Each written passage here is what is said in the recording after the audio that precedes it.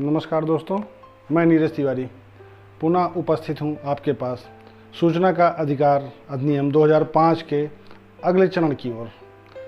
मैंने पिछले वीडियो में आपको बताया था कि सूचना का अधिकार अधिनियम कब अधिनियमित हुआ था, कब बिल पास हुआ था और कब राज्यसभा लोकसभा से पास होकर राष्ट्रपति महोदय के द्वारा हस्ताक्षर हुआ, कब प्रकाशित हुआ और इसके बाद फिर कब पूर्ण रूप से भारतवर्ष में लागू हुआ। ये सारी जानकारियाँ मेरे पिछले वीडियो में हैं। अब आपको हम सूचना के अधिकार अधिनियम के अगले स्टेप में ले चलते हैं, जहाँ पर इसके बारे में और बृहद जानकारी कि आप सूचना का अधिकार का उपयोग कैसे कर सकते हैं, कहाँ कर सकते हैं और किस तरह से कर सकते हैं। आइए सबसे पहले इसको एक मैंने छोटा सा ड्राफ्ट बनाया हुआ है, उससे आपको आगे ले चलते हैं। आइए, एक आम नागरिक आवेदन करता है जन सूचना अधिकारी के समक्ष। आवेदन करने के 30 से 40 दिन के भीतर उसको सूचना मिल जानी चाहिए और अगर किसी वजह से सूचना नहीं मिलती तो इसके आगे की प्रक्रिया है। आपको हम अब बताते हैं कि किन बिंदुओं पर सूचना मांगी जा सकती है, किन बिंदुओं पर सूचना नहीं मांगी जा सकती। हाँ दोस्तों, अब हम आपके इसके आगे की प्रक्रिया के बारे में बताते हैं कि आप किन चीज़ों के बारे में सूचना प्राप्त कर सकते हैं, किन चीज़ों की जानकारियाँ ले सकते हैं, किस विषय में ले सकते हैं, किसकी आप सर्टिफाइड कॉपी ले सकते हैं और किस चीज़ के नमूने ले सकते हैं। आइए दोस्तों, मैं आपको दिखाता हूँ।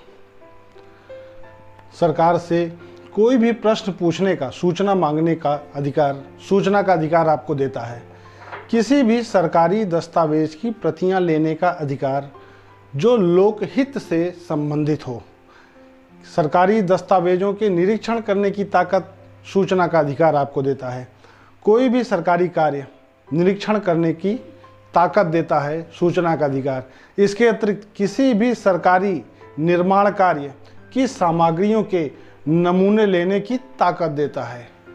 आपको सूचना के अधिकार के द्वारा इन मुख्य 5 बिंदुओं में सारी सूचनाएं लेने का अधिकार है। सबसे पहले, किसी भी प्रकार की सूचना, किसी भी प्रकार का प्रश्न आप सरकार से, लोक सेवक से या किसी भी संस्था जो गवर्नमेंट द्वारा वित्त पोषित हो उससे पूछ सकते हैं। किसी भी सरकारी दस्तावेज का जो इसमें देश की सुरक्षा से मतलब जो इसके एग्जम्पशंस हैं उसके बारे में अगली जानकारी हम आपको अगले वीडियो में देंगे, जिसमें आपको ये बताएंगे कि इन विषयों पे आपको सूचना नहीं लेनी है। किसी भी सरकारी दस्तावेज के निरीक्षण करने की, कोई भी सरकारी कार्य निरीक्षण करने का जो गवर्नमेंट का वर्क हो रहा है, इसके बाद किसी भी निर्माण कार्य की आपको उसमें जो सामग्री का उपयोग होता है उसके बारे में उसके नमूने लेने का अधिकार आपको मिलता है। इतने सारे अधिकार सूचना का अधिकार देता है।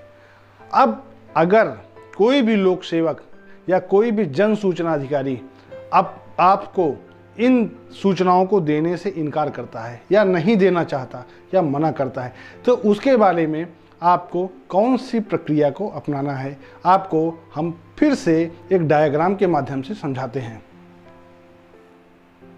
दोस्तों, फिर से मैं आगे के सत्र के लिए आपको थोड़ा सा बताता हूँ। मैंने सबसे पहले आपको बताया कि एक आम नागरिक किसी भी लोक सूचना अधिकारी से, किसी भी विभाग से या किसी भी गवर्नमेंट के द्वारा वित्त पोषित संस्था से, निकाय से सूचना के अधिकार अधिनियम के अंतर्गत मांग सकता है। आज हम आते हैं आपको फिर से कि आवेदन आप देते हैं 30 से 40 दिनों के भीतर लोक सूचना अधिकारी उस पर निर्णय करके आपको सूचना देगा या मना करेगा।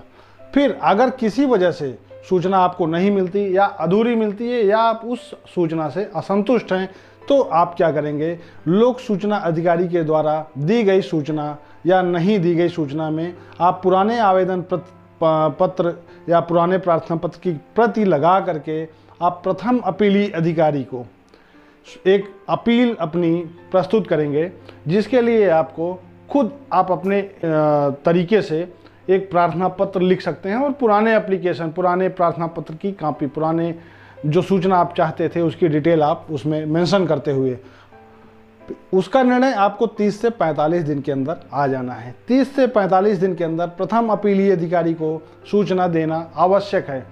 अगर किसी भी तरीके से वो सूचना देने में सक्षम नहीं हो पाता तो फिर आपको आगे क्या करना होगा, आपको राज्य सूचना आयुक्त या फिर केंद्रीय सूचना आयुक्त में कैसे अपील करेंगे, कैसे आगे बढ़ेंगे, या सूचनाओं में अभी तक तो मैंने आपको बताया कि आपको सूचनाओं में क्या क्या मिल सकता है, कैसे मिल सकता है, एक डायग्राम के माध्यम से समझाया। अब आपको अपने अगले वीडियो में हम ये बताएंगे कि किन विषयों पे सूचना नहीं मिलेगी, किन विषयों पे आंशिक मिलेगी और किस विषय पर आपको संपूर्ण सूचना मिलेगी। इसके साथ ये आप मेरे कमेंट बॉक्स में जाकर ज़रूर बताइए, जिससे अगर उसमें कोई गलती है, कोई कमी है तो उसको अपने अगले वीडियो में हम संशोधित कर सकें। धन्यवाद, नमस्कार।